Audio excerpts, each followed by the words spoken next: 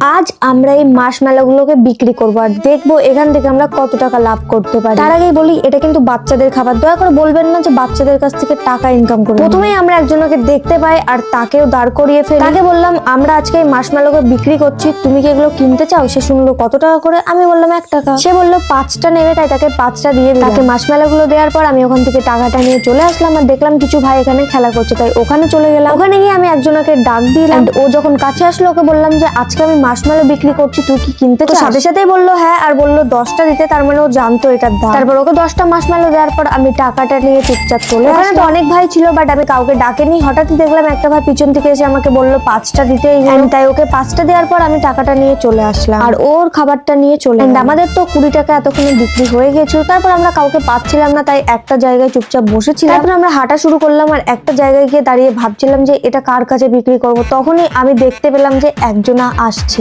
ওকে বললাম একটু জোরে আয় তো, আমার দরকার আছে তোর সাথে। আর ও আস্তে আস্তে, আমি বললাম তুই কি এগুলো কিনতে চাস? সেখানে 15টা। প্রথমে তো না বলছিল, তারপর বললাম এটা নে, তাহলে তোর বয়ফ্রেন্ড হয়ে যাবে। এটা শোনার পর ও বললো না ভাই, আমার বয়ফ্রেন্ড দরকার নেই, তুই আমাকে খাবারগুলো দে। আর আমাকে 20 টাকা দিয়েছিল, ওকে আমি 5 টাকা ফেরত দিয়ে দিলাম আর আমাদের পুরো খাবারটা বিক্রি হয়ে গেল। আমি এতগুলো খাবার নিয়েছিলাম তাই আমার কাছ থেকে নিয়েছিল 32 টাকা আর আমি লাস্ট পর্যন্ত বিক্রি করতে পেরেছিলাম 35 টাকা।